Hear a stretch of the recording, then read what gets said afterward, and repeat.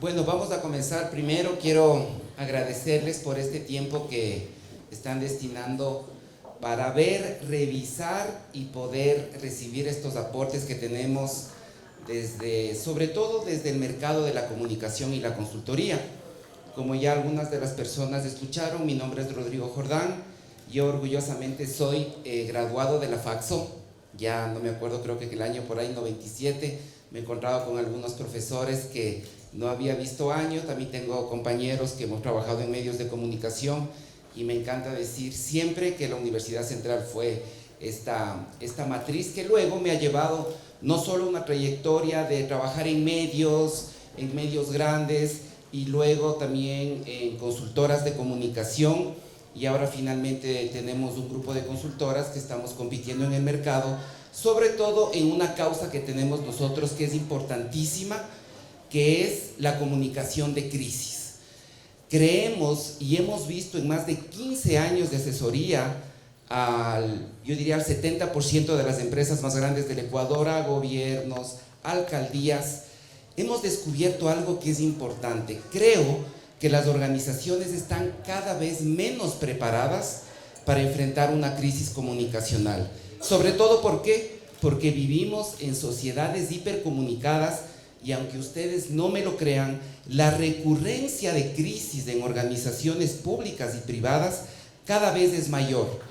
La recurrencia de crisis crece, yo diría, a pasos agigantados, y lo único que estamos logrando como comunicadores y consultores al no abordar con más profundidad este tema es que empresas, marcas personales, líderes sociales, no solo que cesen operaciones en el caso de empresas, sino también que cada vez las personas crean menos, por ejemplo, en la democracia, crean menos, por ejemplo, en las instituciones. Entonces vamos a ver una rápida presentación acerca de estos temas.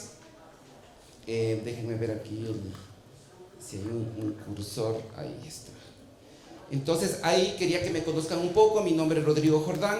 Hoy tenemos un grupo de consultoras. También he trabajado en instituciones sobre todo privadas.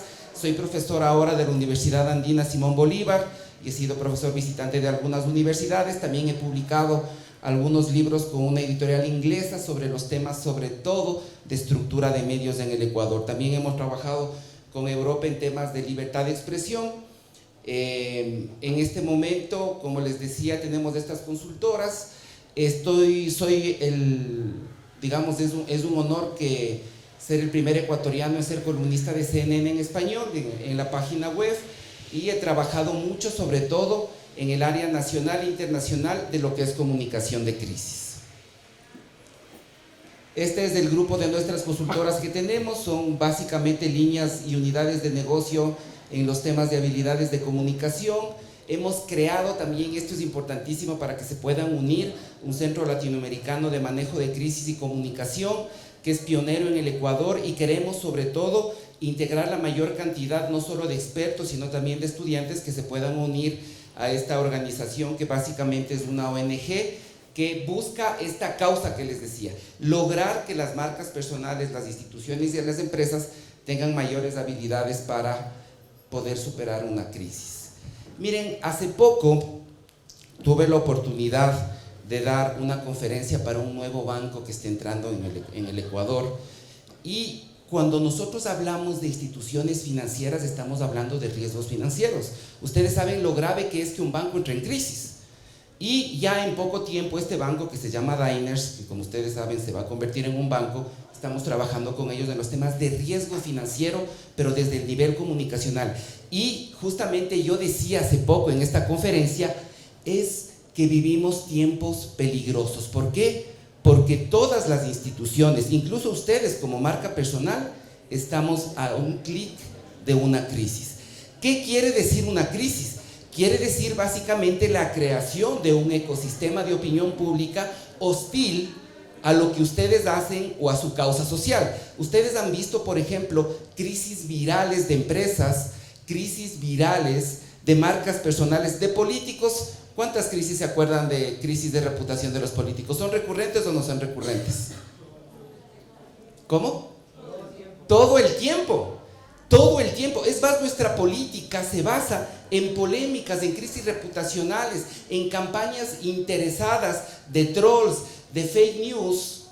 Ayer justamente daba una entrevista en Ecuador Chequea, que es un portal que habla y aborda los temas de las fake news, porque tengo ahí una ponencia sobre ese tema, y decía básicamente, ya un componente normal de una campaña política son las fake news, ¿o no? Pero es que los consultores dicen, bueno, esto ya es normal, hay que hacerle. Estamos cercanos somos cercanos a los consultores de comunicación digital de los dos finalistas, y ellos obviamente con naturalidad dicen, bueno, es que teníamos que hacer una campaña fake para tratar de distorsionar la realidad, y eso es crisis. Por eso nosotros tenemos que entender que como comunicadores nos estamos enfrentando a una nueva realidad, incluso es un campo de información y de trabajo importante, es el manejo de crisis. Justamente para esta conferencia estaba googleando, porque nosotros trabajamos, por ejemplo, con el Centro de Riesgos de Nueva York, con Vicent Covelo, que es la referencia mundial en manejo de crisis, Fran Rosillo en España, que también es la referencia, sobre todo en España, en el manejo de crisis. Y cuando nosotros vemos lo que ellos sostienen y dicen, básicamente ellos también nos están alertando que si nosotros no aprendemos a ayudarles a las empresas, a los políticos, a los líderes sociales a manejar crisis mediáticas, básicamente las bases de nuestra democracia, las bases que sostienen mucho de lo que nosotros hacemos como ciudadanos, se pueden ir abajo, como ya está ocurriendo. Pero tenemos que entender que todos hoy estamos expuestos a una crisis. Voy a ponerles, nosotros hemos manejado crisis desde que la Comunidad Europea le saca la tarjeta amarilla a Ecuador por pesca ilegal y nos toca hacer movimientos en Bruselas, hablar con gente en Europa para manejar esa crisis, pero también a veces nos vienen, les voy a contar un caso de crisis. Una profesora de un colegio importante de este país tiene un chat con los padres de familia. Esta es la directora, ¿no? Y en un descuido se le fue una foto de ella en el chat de padres de familia. Una foto no tan decente como digamos. ¿Eso es crisis o no? ¿Es crisis reputacional o no? Entonces me dice, Rodrigo, ¿qué hago? Se me fue la foto y esto marca una caída de la credibilidad de esa persona. Todos estamos, por ejemplo, yo mañana googleo Rodrigo Jordán Ecuador, salen muchas cosas. ¿Cuántas de esas son buenas o malas? Por eso es importante, y esta conferencia lo que quiere es ayudar y aportar desde lo que está ocurriendo en el mercado sobre los temas de manejo de crisis. Los gobiernos en la pandemia se dispararon los casos de crisis para ellos, ¿sí o no? Totalmente. Y yo digo una cosa, incluso los gobiernos viven en permanente crisis. Entonces todos estamos expuestos a crisis en sociedades hipercomunicadas. Y miren, ¿por qué decimos que estos tiempos son peligrosos? Básicamente porque toda nuestra vida hoy está expuesta, nuestra vida profesional, nuestra vida personal. A mí, siempre que por ahí viene algún líder social o político, me dice, Rodrigo, mis redes sociales, yo sí quisiera guardarlas para mi vida personal. Nada profesional. ¿Ustedes creen que existe esa línea ya cuando uno tiene una cuenta de redes sociales para un líder político, la diferencia entre la vida personal y la vida profesional? Ya no existe. Entonces nuestra vida está expuesta, evaluada, comentada. Y cuando nosotros vemos, por ejemplo, el crecimiento de usuarios que tiene hoy TikTok, ¿cuántos usuarios tiene TikTok? ¿Quién sabe? En Ecuador. Solo una cifra así, somos más o menos 17 millones. ¿Cuánto? 10 millones de usuarios.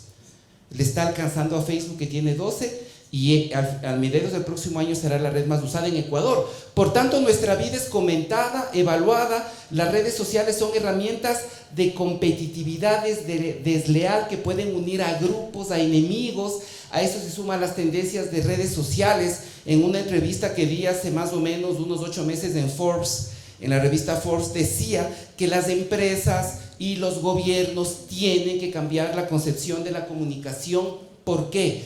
Porque la fiscalía no puede actuar en base a tendencias de Twitter. ¿Ustedes creen que pasa eso? Que la Fiscalía del Ecuador presionada por la viralidad de un hecho de crisis, le mete preso a alguien sin tener digamos, los argumentos necesarios. Y aquí les voy a contar una historia. Una vez me llega un cliente, justamente cuando estábamos en estos temas de la compra de las fundas de cadáveres en el COVID, y me dice: Rodrigo, le acaban de meter a mi marido preso. Entonces yo dije, bueno, que me expliquen un poquito el caso, porque es importante. Dice, él tenía una empresa que era dedicada a restaurantes. Luego esa empresa fue comprada por otras personas y de pronto, con ese objeto social de restaurantes, se dedicaron a vender las fundas para los fallecidos en el tema del COVID, y la fiscalía, presionada por esta tendencia de redes sociales, le mete preso cuando él ya no es dueño de la empresa. Él vendió la empresa hace 2 años. Entonces le digo, ¿pero qué pasó? Me dice, lo que pasa es que los medios y el Twitter generaron tanta presión que la fiscalía le cogió preso al que estaba equivocado. Caso real, de Guayaquil. Entonces nosotros tenemos que aprender a manejar estos temas. Aló. Crisis. ¿Quién sabe manejar esto? Bueno, sí creo que me escuchan ahí más o menos, ¿verdad? Entonces, lo que decimos aquí es que nosotros como comunicadores debemos aprender a darles esas habilidades a las empresas y a las marcas políticas. Voy a contar otro caso. Aló. La semana anterior, una persona influyente que estaba en crisis del Ecuador nos llama y nos dice: Rodrigo, tengo crisis, por favor, ayúdame. Entonces le dije, verá, yo lo único que le voy a pedir es que no dé entrevistas. Porque si usted sale a una gira de entrevistas cuando está en crisis, usted se va a la cárcel. Porque eso es lo que nosotros hemos visto con nuestros clientes. Pero Rodrigo, la crisis se maneja saliendo a defenderse con todo el mundo, contando mi verdad. Le dije, por Dios, no dé entrevistas que le van a mandar a la cárcel. Bueno, nos fuimos, le pareció cara la asesoría y pasó. Y adivinen qué ocurrió. Ella sale en Teleamazonas y en la tarde le salió la orden de prisión. Entonces, hay que entender cómo se maneja una crisis, porque hay muchas personas que, como no tienen esta capacitación, a veces pueden asesorar mal. Entonces, vamos a irnos un poco a lo más importante, que es que, sabiendo que vivimos en entornos de hipercomunicación, tenemos que entender que vivimos en tiempos súper peligrosos. ¿Por qué? Porque las crisis de comunicación hoy son tan graves, que pueden detener la operación de una compañía.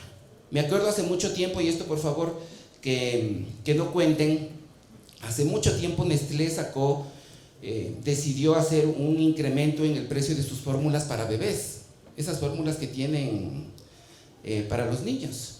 Los medios de comunicación, ¿qué creen que sacaron apenas se enteraron que Nestlé subía el precio de las fórmulas? Notas en Teleamazonas, las madres ahí diciendo que cómo le van a subir. Igual Telefónica, cuando fuimos asesores de Movistar durante mucho tiempo también, subían 1 centavo, 2 centavos a las tarifas. Todo era crisis.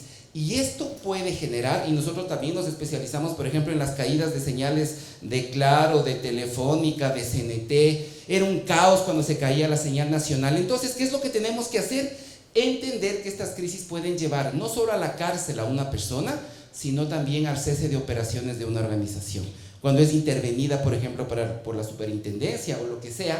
Por tanto, ¿hay que tomarnos o no tomarnos de serio el tema de la comunicación de crisis? ¿Qué dicen ustedes? Gravísimo.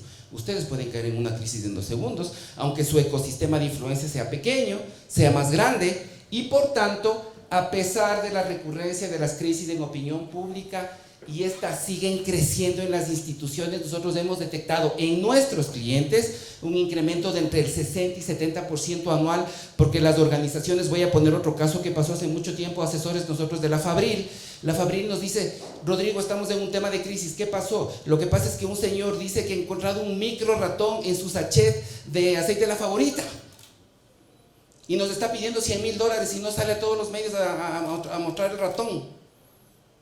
¿Qué hace uno? Negociar, esa es una opción, ¿no es cierto? Pero son cosas que pasan en el mercado. Cuando trabajábamos con el Centro de Convenciones de Guayaquil, Rodrigo, un señor dice que Ya tenemos aquí a RTS, dice que llevaba en un maletín $100,000 y que ha dejado en el carro en el parqueadero y que ya no hay el maletín. Entonces él reclama los $100,000 más una indemnización de ni sé qué. ¿Qué haces? Y ya está RTS ahí, afuera, listo para generar una crisis. Por tanto, tenemos nosotros la misión de hacerle entender a las organizaciones que necesitan procesos de prevención de crisis, procesos de preparación de crisis a nivel de vocería, de auditoría de riesgos comunicacionales. Y lo que está pasando es que a pesar de que se incrementan las crisis en las organizaciones, los políticos, los líderes sociales, las personas que manejan instituciones, los CEOs, los directores de ONGs, las instituciones están cada vez menos preparadas para enfrentar esa crisis y cometen errores tan graves que simplemente terminan con el cese de operación de esas organizaciones o con la persona involucrada en un proceso legal. Entonces, lo primero que tenemos que entender es cómo funciona la opinión pública ahora. Justamente estoy a punto de publicar un tercer libro de los que hemos hecho, y este es un manual de comunicación efectiva post pandemia. ¿Ustedes creen que cambió la comunicación con la pandemia o no? Totalmente. Tanto que el consumo de redes sociales, ¿en cuánto creen que se incrementó en el mundo? 30%. Y el uso de internet dio un salto de 5 años en 2 años, y el 25% hoy de personas más están conectadas. Por tanto, ¿la opinión pública ha cambiado o no? Obviamente, ya no es lo de antes, ya no es la teoría de los más media, ya no es la teoría. Hoy estamos construyendo esta nueva teoría de lo que es la opinión pública, y miren lo que nosotros estamos viendo desde el mercado. Desde el mercado nosotros estamos viendo ya algunas diferencias. Por ejemplo, prepandemia, y aquí les voy a dar un dato que ayer conversaba justamente en una entrevista que di a un medio de comunicación. Solo les paso un dato para que ustedes vean el campo de trabajo que tienen. Para la Cumbre Iberoamericana de Comunicación preparamos una ponencia acerca del uso de las habilidades comunicacionales de los presidentes de América Latina. Hicimos un muestreo de 20 discursos de presidentes en América Latina. 20 presidentes. Los discursos y el estilo comunicacional y la metodología que usan los presidentes de América Latina hoy para comunicar a sus votantes son metodologías vigentes antes de la llegada del internet. ¿De qué año estamos hablando? ¿Cuándo llegó el internet más o menos? Es decir, los presidentes hoy en el 2023 utilizan técnicas comunicacionales ni siquiera de la época del internet, ni de las redes sociales, peor, sino antes de la llegada de esta tecnología. ¿Qué les parece ese dato? ¿Tienen mucho que hacer o no ustedes como estudiantes, como profesores? Hay mucho que demanda la sociedad. Por eso, en prepandemia y antes, los más media y los líderes de opinión eran los que te generaban una crisis. El comercio, por ejemplo, ¿qué pasó con el comercio? Ya no existe. ¿Ustedes creen que cambió la comunicación en este último tiempo? El universo, con una reducción del 80% del personal. Aquí, por ejemplo, tengo algunos compañeros que trabajaron exitosamente en medios de comunicación grandes y hoy están de profesores. Me encanta, porque hay que saber lo que está pasando en el mercado. Miren, los medios de comunicación eran los que detonaban la crisis, pero siempre hay un amplificador y un distorsionador de esta tendencia de crisis, que antes era el boca a boca, los pasquines, lo que estaba fuera de los medios. Los más media, ustedes son los medios off, radio, prensa, televisión. Y obviamente lo más grave de una crisis del movimiento de la opinión pública es que genera una presión a los tomadores de decisión, especialmente gubernamentales. No sé si ustedes se acuerdan cuando en el gobierno de Lenín Moreno un señor de nacionalidad venezolana le apuñaló a una chica, me parece que era por Ibarra o por Tulcán.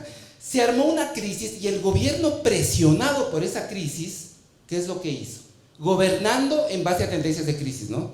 Gobernando en base a tendencias de crisis. Ustedes pueden revisar y le puedo pasar a Gustavo Acari esta entrevista que hice en Force para que ustedes un poco puedan profundizar sobre ese tema. Casi que les expulsó, o sea, casi que emitió una medida de expulsión de todos los señores de Venezuela y luego se retractó. Entonces, ¿qué es lo que pasa ahora? Ahora los detonadores de una crisis ya no son los medios. El 80% de la agenda noticiosa que hoy tienen los medios nace en las redes sociales. Nace en las redes sociales. Eso es tan grave como decir que el periodismo pasó de ser tan formal a rápidamente coger cualquier contenido que parece verdad en las redes. Hoy los detonadores son las redes, la web, también los mass media, porque también generan crisis, y los líderes de opinión. Ahora, para saber entender lo que significa la crisis hay que grabarse algo y tatuarse. Toda buena noticia viene de una parte interesada, ¿sí o no? Rodrigo, yo trabajé en el diario El Universo, trabajé en el diario Hoy, trabajé un tiempo en Ecoavis, en TC, y ahora que estoy vinculado un poco a CNN, Rodrigo, tengo una buena noticia. ¿De quién viene? De una parte interesada. Rodrigo, esa licitación no puede ser porque está viciada. ¿De quién viene esa noticia? Del contrario, que quiere ganar la licitación. Entonces, eso también hay que entender. Por tanto, los intereses que eran verticales en la opinión pública del mass media antiguo, hoy son intereses horizontales, democratizados. Porque antes yo tenía que tener un canal de televisión si quería influir en una elección.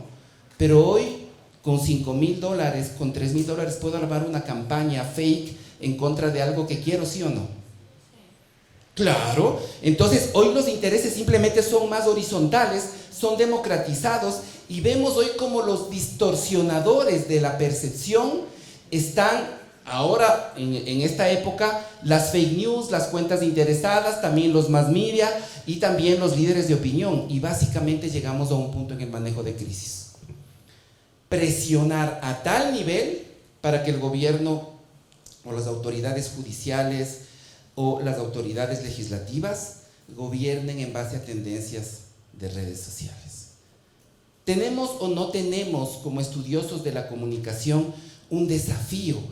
Porque cuando nosotros hablamos de crisis, por ejemplo, gubernamentales, estamos hablando de crisis de gobernabilidad. Y aquí les voy a pasar un dato que seguro saben. El Latinobarómetro acaba de publicar un estudio que dice que la mayoría de latinoamericanos, más del 60%, prefiere que su gobierno sea de facto o dictadura con tal que solucione sus problemas. No le importa si es por democracia directa. Esos son unos indicadores de que las bases de nuestra sociedad están transformándose en base a la comunicación y sobre todo a la comunicación de crisis. Por tanto, yo he escuchado personas que dicen, bueno, yo gané la licitación haciendo una cuenta, una tendencia en Twitter, destruyéndole al otro, y el otro al verse presionado, pues simplemente le tocó que me adjudiquen a mí. Entonces, creo que la comunicación le está debiendo un poco, especialmente en Ecuador, y yo me incluyo, el estudio profundo de lo que son crisis comunicacionales. Porque la crisis no solo implica la reputación de una empresa, implica el bienestar de los empleados, implica la credibilidad de las personas en las instituciones. Por eso Click Report hace 3 meses saca un estudio que dice que 8 de cada 10 ecuatorianos no confía en el trabajo de las instituciones, en los diferentes poderes. Es decir, estamos en un estado en el cual tenemos que recuperar la gobernabilidad.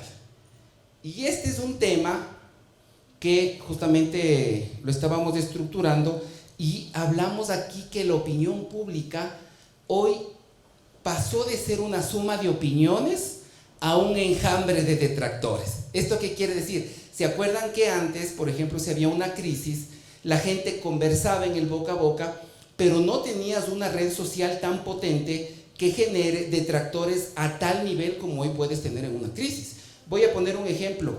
Hicimos nosotros una vez, eso también ya pasó en un estudio, en ese tiempo era lo que hoy es Claro. Esta Telefónica, hubo un problema con la renegociación del contrato ya hace como 20 años, y nosotros detectamos que esta empresa tenía más de 1,500 impactos negativos diarios. ¿Eso es crisis o no en opinión pública? Eso es crisis. Es para destruirte la reputación. Eso es crisis. Y hoy lo que tenemos es un enjambre, porque si un ciudadano hace una queja fundamentada, él llama a un nivel de crisis. Si es un ciudadano equivocado que dice, bueno, yo en vez de reclamarle a CNT le reclamo a Movistar porque me equivoqué, llama a otro enjambre. Pero los troles radicales y los amarillistas generan verdaderos desastres reputacionales que pueden terminar en que nosotros hemos tenido clientes que el desastre en Ecuador ha sido tan grave, y entramos a intervenir obviamente, que las acciones de esa empresa a nivel internacional bajan. Así de simple. Ustedes no sé si saben, pero Elon Musk una vez en una entrevista fumó marihuana. Hace poco. ¿Cuánto creen que bajaron las acciones al otro día de Tesla y todas las...? Es que es así, eso es comunicación de crisis. Y lo más grave es que cuando uno está bajo un ataque tan potente de gente interesada, de troles, toda crisis viral normalmente es gente interesada en un 80%. Tenemos que saber orientarle a nuestro cliente. Y por eso es importante es que los asesores debemos estar más preparados. Yo tengo que estar más preparado. Ustedes tienen que estar más preparados. ¿Por qué? Porque otro tema y otro principio que es clave es que el manejo de crisis es contraintuitivo. ¿Qué significa contraintuitivo? Que lo que uno cree que debe hacer justamente es lo que no tiene que hacer. Por eso uno tiene que entender que cuando uno más se defiende, levanta más la crisis o soluciona la crisis. En las crisis posmodernas, en las crisis post-pandemia, lo más importante será tener la razón o no. ¿Qué es lo que pasa? ¿Cómo es tu nombre? Antonella. Yo con Antonella nos pegamos una bronca en redes sociales. Yo soy corrupto, tú eres más corrupto, yo soy corrupto, tú eres más corrupto. Al final, el frame, el contexto de la conversación, ¿cuál es? Par de corruptos, pues. Si estamos conversando de un solo tema. Entonces uno tiene que entender mucho que en el 2023 el manejo de crisis es contraintuitivo. Lo que cualquier persona puede decir que hay que hacer es justamente lo que no hay que hacer, porque uno debe entender cómo funciona la opinión pública ahora. Normalmente los políticos, por ejemplo, dicen, bueno, me atacaron, te atacó un medio, Ecuavisa, digamos, por ejemplo, te acusa. Ah, no, pues yo lanzo un boletín de prensa a 100 medios, desmintiendo. ¿Qué haces? ¿Aumentas o bajas la crisis? ¿Cómo?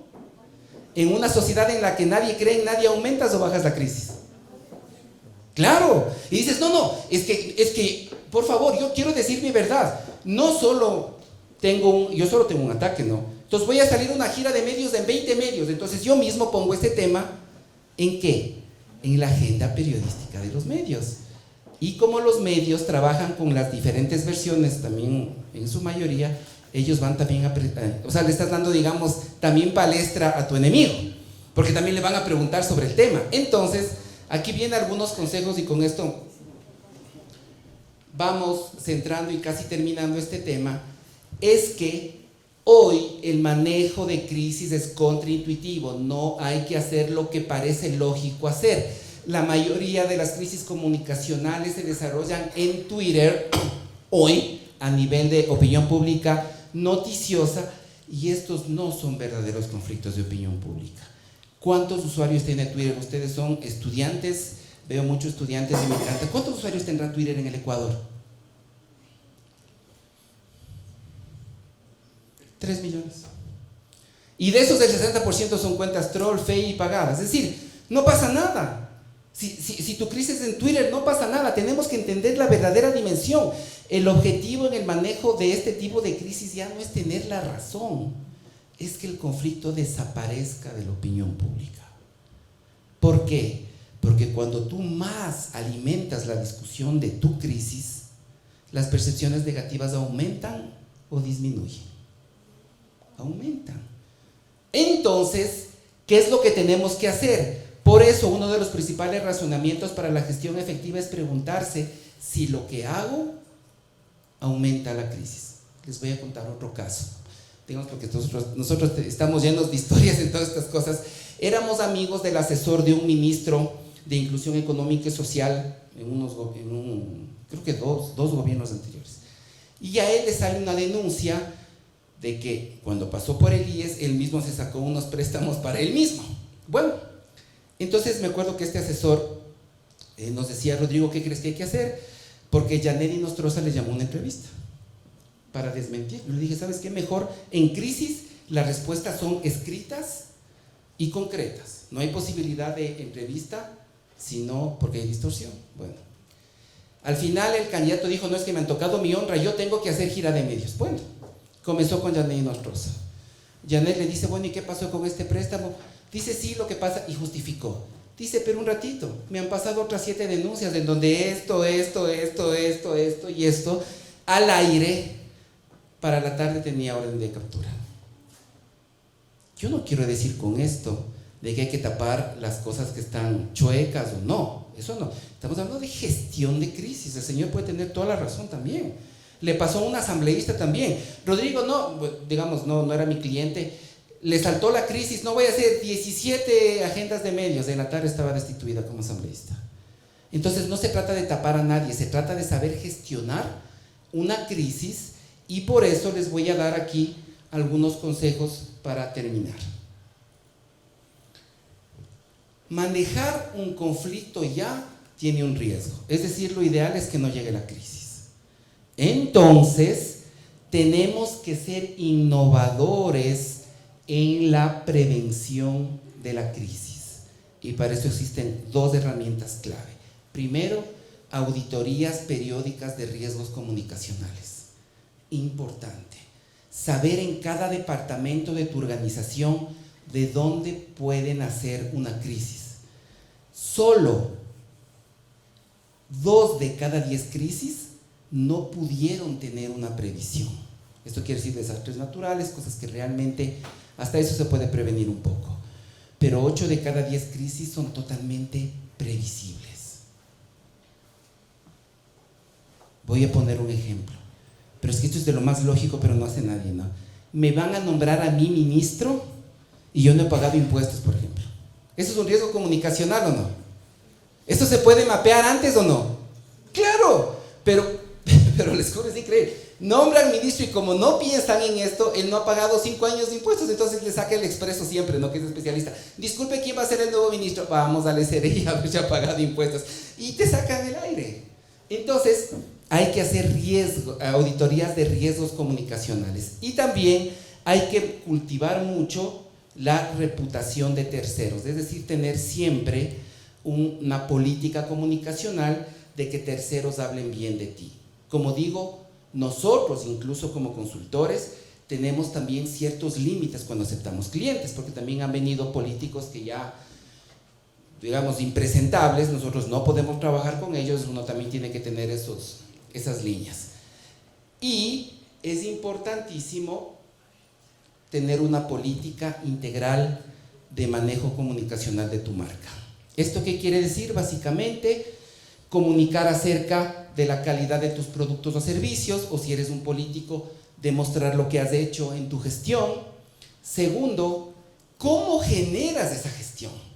Esa gestión la generas con ética, la generas apegada a lo que es el desarrollo sostenible, es decir, es otro tipo de comunicación. Voy a poner un ejemplo. Los bancos son, en nuestro criterio, uno de los sectores que peor maneja la comunicación, porque ellos siempre se centran en los temas de calidad de productos y servicios y poco le dicen al país lo que hacen por la gente. Ese es el segundo punto. Es decir, ¿cómo yo doy estos servicios con ética, apoyando a las personas? Y tercero, cultivando su reputación. No tienen idea lo hermoso que es cuando nosotros tenemos clientes cuya reputación es muy bien ganada. El momento que llega una crisis, ¿qué pasa? ¿Es más fácil salir de la crisis o no? Más fácil, porque tienen ya una buena percepción de esta compañía. Vamos a poner un ejemplo. Nosotros participamos en el proceso de renegociación de los contratos de Telefónica con el gobierno hace 20 años, esto ya ha pasado algún tiempo, y nosotros comenzamos a cultivar mucho la reputación de la compañía, especialmente en el gobierno, en los decisores, mostrándoles todo lo que se hacía por el ambiente, todos los programas de responsabilidad social, y fue la primera empresa que cerró el acuerdo, y la otra que tenía más fama de ser menos ambiental y todo el gobierno te ponía trabas. Es tan importante construir tu reputación, y nosotros siempre decimos Ustedes son marcas personales, cada uno de ustedes. Mucho de lo que ustedes quieran llegar a ser va a depender de su manejo comunicacional personal. No se diga si tienen empresas. Entonces, esta triada de crisis, anticrisis, es cultivar una comunicación en 3 ejes, ya sea marca personal o empresarial o gobierno. Percepción de la calidad de marca, desarrollo, cómo das este servicio con ética, con apoyo, con cuidado ambiental. Básicamente vamos a ver ahí algunos ejes. Y también la reputación. ¿Qué es la reputación? La reputación es comunicarle a la gente todo lo que has hecho en el tiempo. Por ejemplo, a veces hemos hablado, porque nosotros nos llama, por ejemplo, Elías una vez. Le dije, ¿por qué no comunicas cuánta gente creen que habrá atendido los hospitales de Elías en toda su historia? Unos 100 millones será, sumando todos los que vuelven. O sea, eso son unas cifras increíbles, porque el IES también tiene activos de comunicación. Hay gente que sí le ha salvado la vida, pero no comunica con fuerza. Y dejan que la comunicación de la negativa sea la que domina en la opinión pública.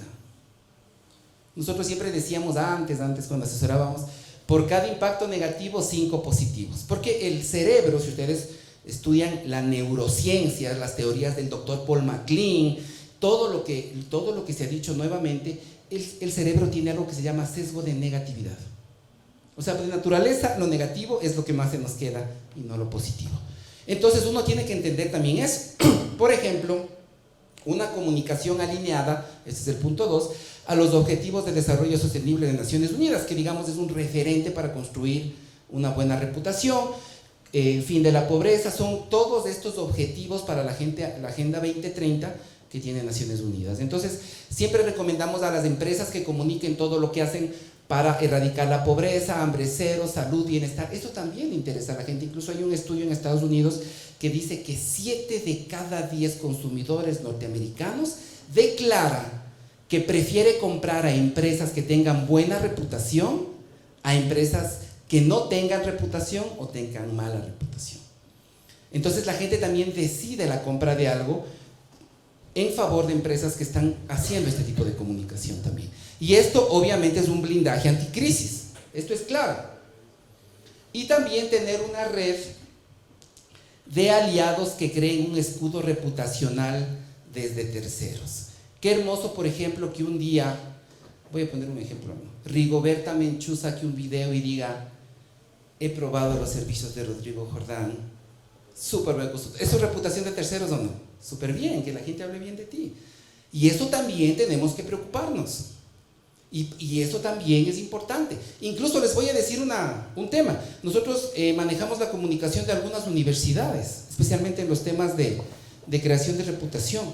Qué importante es manejar una comunicación integral de la universidad. No solo que sea buena en las carreras que ofrece, sino también que aporta a la sociedad y que tiene una reputación. ¿Cuántos alumnos habrá tenido esta universidad desde que se fundó? ¿Cuántas horas de aprendizaje les habrá dado a sus alumnos, a los profesores? Es tan importante la construcción de la reputación porque es la diferencia entre alcanzar o no tus metas. Acordémonos que en el siglo XXI, en el 2023, la percepción es más importante que la realidad. La percepción es más importante que la realidad.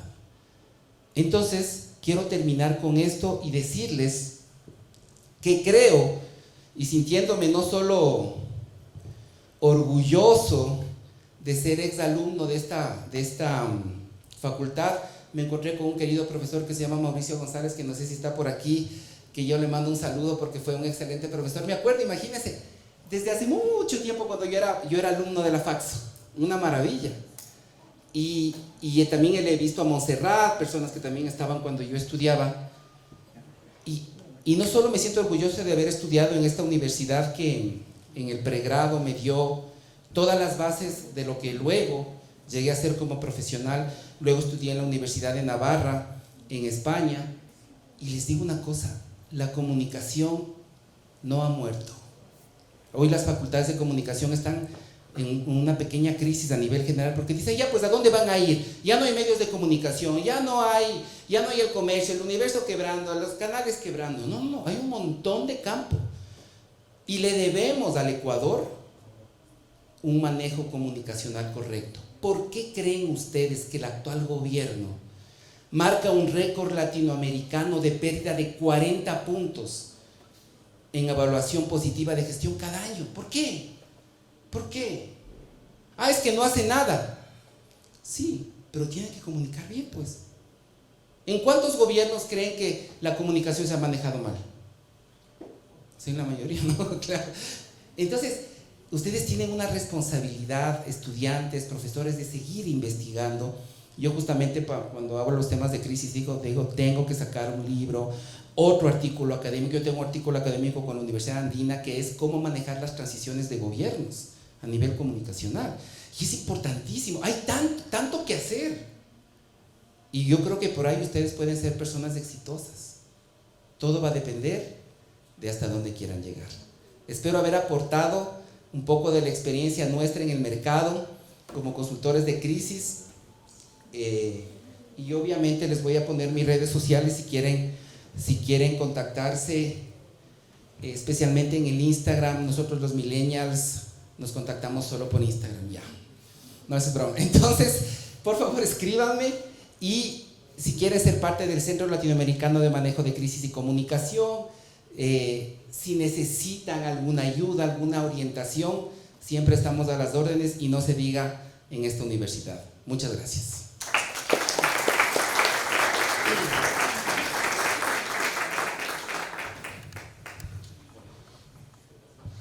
Bueno, no sé si es que el público tiene alguna pregunta, alguna inquietud, una reflexión.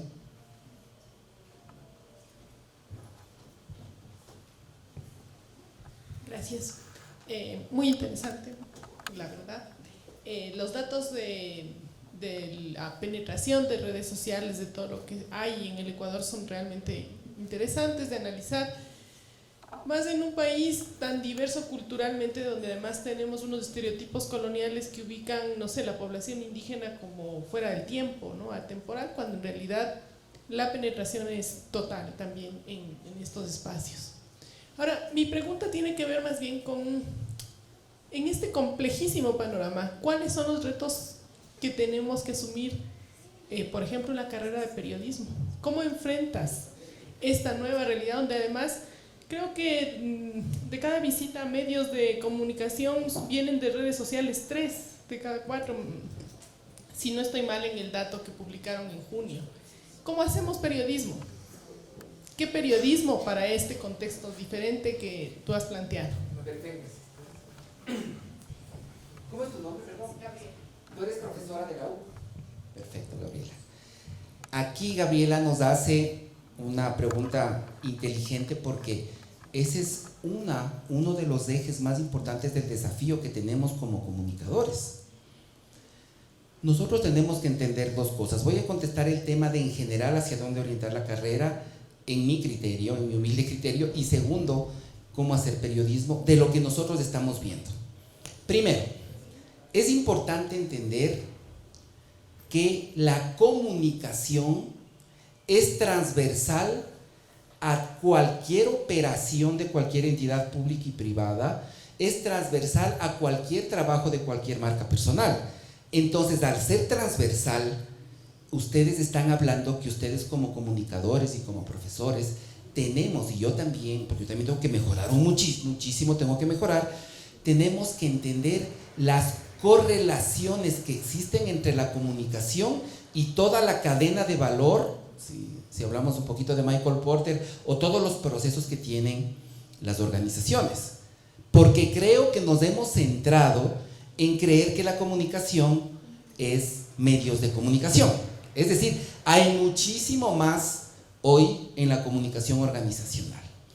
Entonces, voy a poner un ejemplo. En comunicación interna hay muchísimos desafíos, especialmente con los cambios al teletrabajo. Nosotros somos asesores y me da orgullo porque me gusta, somos asesores de Aseguradora del Sur en los temas de comunicación estratégica, y yo hablaba con uno de los gerentes y decía: Rodrigo, el mayor riesgo de crisis que hoy tenemos post pandemia es que toda la gente quiera regresar a la oficina. Yo digo, a ver, ¿cómo no entiendo bien? ¿Cómo que quiera? Sí, Rodrigo, porque en la pandemia adquirimos una nueva estructura de costos. en donde ya no es necesario tener a toda la gente aquí. Nos hemos dado cuenta que, por ejemplo, muchas cosas que antes hacían los gerentes de viáticos de un hotel para una... ¿Saben? Yo les voy a contar una cosa que a mí me parecía loco. Antes de la pandemia, nosotros le asesoramos a Sanofi en Panamá y me decían: Rodrigo, tenemos un proyecto para ti. Panamá, ¿no? Le digo: claro, podemos hacer un Zoom antes de la pandemia. Rodrigo, ¿cómo vamos a hacer un Zoom? ¿Que no te interesa el proyecto? Le digo: sí, pero podemos hacer por Zoom la reunión. No, Rodrigo, tienes que venir a Panamá. Entonces yo iba, 7 de la mañana, Quito, Panamá, y a las 5 de la tarde, Panamá, Quito. Igual a veces con Colombia. Ahora eso es impensable, ¿sí o no? ¿Cómo te vas a lanzar un viaje a Quito? Haz por Zoom. Entonces todo cambió. Y ¿saben qué? A nivel de teletrabajo en comunicación interna es una locura. Tienen tanto que aportar, porque hay temas comunicacionales, sobre todo. La comunicación es la base de la gestión. En temas de manejo de crisis, no se diga. En temas de investigación, voy a poner un ejemplo. ¿Qué está pasando con la lógica comunicacional de los millennials y centennials? Nosotros trabajamos con Fundación Telefónica, más en la comunicación, un estudio que se llama Generaciones Interactivas, donde decía que 7 de cada 10 padres de adolescentes no saben cómo usan las redes sociales, o sea, no tienen idea. Les preguntan: disculpa, ¿qué estás viendo? Y el hijo está viendo, ¿qué estará viendo, no? No, estoy en el Hotmail, en el Gmail, y los padres dicen: ay, o sea, no entiendo nada. Ese estudio dice que 8 de cada 10 menores de edad navegan en redes sociales de internet sin supervisión de sus padres. ¿Qué estarán viendo? Ahí también, entonces tenemos que ir viendo la correlación que tiene la comunicación con lo que hoy hace la gente, tendencias sociales. En el campo, por ejemplo, empresarial, hay muchísimo que investigar. Si ustedes ven, por ejemplo, googlean nomás, ¿no? Yo realmente no me meto a esas plataformas muy avanzadas y todo de artículos académicos, pero si uno googlea, casi nada está investigado en comunicación en Ecuador. Nosotros fuimos los autores de esta cosa que publicamos en Inglaterra, del único estudio de la estructura de medios que no tenía que ver con ideologías en el Ecuador, porque los estudios de quién eran los propietarios de los medios, de la estructura mediática del Ecuador, que es importante, todos eran las familias que dominan. No, vamos a hacer algo técnico. No digo que eso esté mal, pero era con otro enfoque. Entonces me parece a mí que hay que quitarnos de la cabeza eso de ser estrella mediática, de ser estrella de las redes sociales, y meternos a investigar lo que está pasando en el Ecuador. ¿Quién está escribiendo hoy la debacle de los grandes medios, por ejemplo? Yo voy a sacar un artículo la otra semana, pero ¿hay una debacle de los grandes medios o no? ¿Cómo es su nombre? ¿Tú eres profesora también de la U? No. Ya. Mayra, ¿al cuánto tiempo desaparecen estos medios que han caído, por ejemplo, el comercio? ¿Cuánto tiempo duró el comercio? Ya, me gusta, más de 100 años, ¿no es cierto? ¿Esto es común o no es común en Ecuador? Se cayó una empresa que duró solo 100 años y no pasa nada, nadie dice nada. Y saben que el universo va por lo mismo, ¿no? Y saben que Coavisa va por lo mismo. Y saben que Teleamazonas, si no tuviera el músculo financiero que tiene, iría por lo mismo. La credibilidad, las audiencias. Voy a poner solo un dato de rating. ¿Saben qué rating tenía el noticiero de Carlos Ver en la mañana? Tenía 10 puntos de rating. Hoy un noticiero de la mañana tiene un punto de rating. En la noche, el noticiero estelar de Ecuavisa llegaba hasta 25 puntos de rating. Hoy tiene 8. Si a ese ritmo van decreciendo los ratings, ¿cuándo se queda sin rating los canales? En 10 años. ¿Esto habrá que investigar o no? Pero obvio. Las empresas, no sé si ustedes lo ubican a Peter Drucker, es uno de los gurús más importantes de la administración. Es de Estados Unidos, más o menos como el Michael Porter de las organizaciones. Él dice que el 60% de los problemas que enfrenta una ONG o una empresa vienen desde la comunicación. Ahí habrá que investigar qué estarán pasando nuestras empresas hoy con el cambio al teletrabajo. Entonces la comunicación organizacional clave, la investigación clave, importantísimo. Yo creo que hay que girar nuestra carrera hacia eso, pensar menos en los grandes medios. Yo les voy a hacer aquí una confesión. Yo me acuerdo cuando era profesor de la UDLA, 16 modelos ahí sentados en el curso, pero modelos. Entonces yo les pregunto, disculpe, ¿y ustedes por qué están? ¿Por qué sigue comunicación? ¿No? Es que quiero salir en la tele, todas. ¿Y por qué más? Es que no entré a la católica. Entonces eran los dos criterios con los que la gente estudiaba comunicación. Eso es cierto. Entonces, comunicación organizacional, investigación, hay muchas entidades que les pueden financiar investigaciones. Está pasando muchas cosas con el ser humano hoy. El uso responsable de redes sociales, por ejemplo, ustedes que son jóvenes, los profesores, ¿qué estudio en el Ecuador existe acerca de un uso responsable de las redes sociales? Lo único que, esa cosa que sacamos con Fundación Telefónica fue hace 10 años, creo. ¿Qué está pasando? ¿Cuál es el comportamiento? Los diálogos internos que son comunicación también, y ahora me voy al tema del periodismo. Me parece que el periodismo va a ser una ruta obligada de un sector de la sociedad, pero va a estar fuera de los mass media. Voy a poner un ejemplo. Hoy existen plataformas periodísticas con información verificada, maravillosa. Por ejemplo, este fenómeno de BN Periodismo, por ejemplo, el fenómeno de la posta, si no hubiera caído en lo que se le acusa que ha caído, es un excelente ensayo también de cómo se puede sostener en comunicación. Pero les voy a decir una cosa, todo periodismo tiene un interés de por medio. O sea, lograr un periodismo así súper. Yo me acuerdo cuando trabajaba en el Universo, los señores del Universo tenían al mismo tiempo unos buques en Galápagos y tenían unos operadores. Entonces una vez un buque naufragó, no había que sacar la noticia nomás, pues, ¿no es cierto? O por ejemplo, yo trabajaba en el diario Hoy, a veces el dueño hacía un acuerdo con Mazda para llenarle de camionetas al diario, entonces no había cómo sacar nada malo de Mazda, y más bien había que sacar unos reportajes gigantes de cómo Mazda es una maravilla. Entonces, eso no existe, pero con esta inteligente pregunta de Gaby, yo creo que tenemos que plantearnos sí poder hacer periodismo desde nuestras plataformas. Gracias a Dios ustedes pueden ser el próximo Ecuavisa, y les voy a pasar un dato y con esto termino para que vean que sí es posible. En TikTok existe el top 5 de los mayores influencers, ¿ya? Y uno de esos se llama, una cuentita que se llama los Busta Brothers. Busta son Bustamante, Brothers hermanos, son dos hermanos. 22 millones de seguidores. ¿De dónde son? Quiteños. ¿Es posible o no? Estoy poniendo el caso de que quiera ser influencer. ¿Sabían ustedes que existía esa cuenta en el Ecuador? Ese es un fenómeno comunicacional que hay que estudiar, ¿o no? ¿Cuántos mil? Es más que la población del Ecuador. Fenómenos como los de, bueno, ya ahorita están un poquito de bajadita los Enchufe TV. Hay muchas cosas que se pueden hacer. Y el periodismo, vamos a tener que esperar gente que tenga credibilidad, que se gana con el tiempo, chicos jóvenes que están haciendo un nuevo periodismo. Por ejemplo, en los últimos levantamientos de indígenas, estas radios de comunidades indígenas, una maravilla, me encanta lo que hicieron, transmitiendo todo, y bien. Es decir, hay mucho mercado, pero tenemos que quitarnos de la mente la fantasía de los más media. ¿Alguna otra intervención? No. Bueno, agradecemos a Rodrigo por... Perdón. Querido Rodrigo, muy interesante todo lo que nos comentas desde tu experiencia. Yo siento que todavía no se va esa crisis comunicacional de tener estos miedos que la carrera de comunicación no va a tener futuro o no va a tener empleabilidad.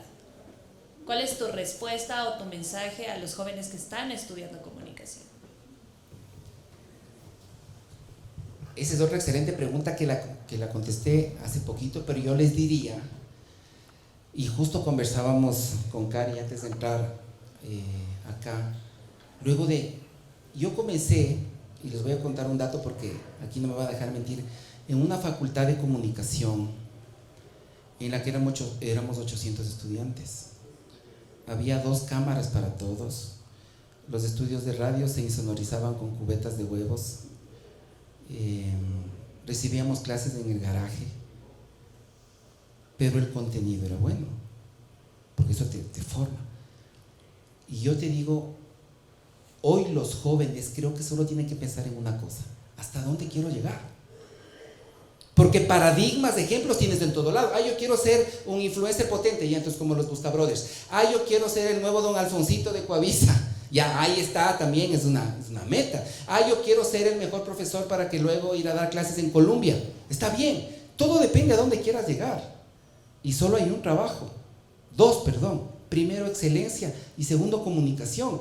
Yo siempre que doy charlas sobre marca personal, y recién daba una charla sobre marca personal que ya no me acuerdo ni dónde era, y decía, miren, cada uno de ustedes son una marca personal. Las mejores oportunidades, los contratos, todo, no se llevan a los más inteligentes. ¿Quiénes se llevan? Los más conocidos. Se llevan los que comunican mejor. Eso no quiere decir que usted sea mediocre, pero tiene que comenzar a tener una política de marca personal ya desde hoy. ¿A dónde quiere llegar? Solo pregúntate eso. ¿A dónde quieres llegar? Y tengo un ejemplo. Yo quiero ser como Elon Musk, yo quiero ser como él, y eso te va a dar una guía. Y la segunda cosa y les voy a recomendar un libro de Kate Ferrazzi. Hoy es el gurú más importante de la comunicación desde el punto de vista del networking. Kate Ferrazzi es una empresa que es estadounidense, italiana. Él dice el poder del networking. Ustedes tienen gente a la que ustedes se pueden contactar. Y Kate Ferrazzi dice que la pobreza, que incluso la comunicación es un instrumento para luchar contra la pobreza. ¿Por qué? Porque dice que si tú tienes 4 contactos de alto nivel al inicio de tu carrera, tú maximizas hasta en un 80% el éxito en tu carrera. Tú tienes profesores, ahora te puedes hasta contactar por Insta, por donde sea. Haz un círculo de gente que esté transitando por donde tú tienes que transitar, y escríbele y moléstale. Yo a veces he tenido personas que me escriben: hola Rodrigo, quiero que por favor me cuentes tu historia, qué has hecho, y yo no puedo ya, y molesta, y uno termina y trabaja conmigo. Yo he dado clases como en 6 universidades, y muchas de las personas que tenemos en las consultoras son gente que se ha interesado por tener un contacto de alta calidad, y eso lo pueden hacer, pero tengan y sepan a dónde quieren llegar. Porque a donde quiera, yo te voy a poner un ejemplo: quiero fundar el mejor canal del Ecuador. Oye, pero los canales ya son del pasado. Yo quiero, no importa la plataforma, importa el contenido. Yo conozco hoy revistas que son altamente demandadas, no por la plataforma, es por el contenido. El contenido, ¿qué es lo que quiere la gente? No desde el punto de vista de idiotizarles o lo que sea. ¿Qué es lo que le gusta a la gente? Les voy a poner un dato que dice Mashable y Facebook. La gente prefiere contenidos útiles, cotidianos y entretenidos, menos los noticiosos. Los noticiosos sí, desde lo formal, pues desde donde salió don Alfonsito diciendo la reserva monetaria de libre disponibilidad bajo el... Eso ya a la gente ya no le interesa. A unos economistas quizás sí, un poco, pero eso ya no jala audiencias. Antes sí, porque no había más que ver. Pero contar noticias con un poco de humor, en formatos distintos, sí hay cómo.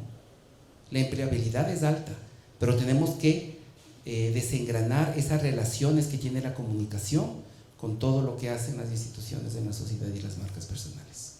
Listo. Muchas gracias. Un abrazo.